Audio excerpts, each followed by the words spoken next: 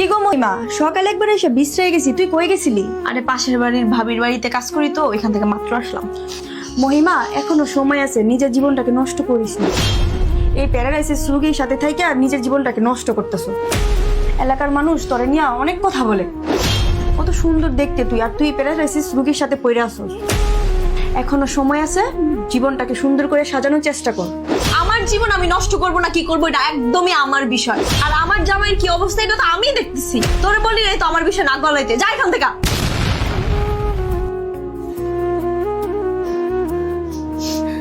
তুমি কান্তাছো কি লিগা? আমার জন্য তোমার কত কথা শুনতে হয় মানুষের কাছে। তুমি যখন ভালো ছিল তখন তোমার আমি কথা দিছিলাম না যে আমি তোমার কোনোদিন ছাইড়া যাবো না, আমি তোমার কোনোদিন ছাইড়া যাবো না। আমার সোনা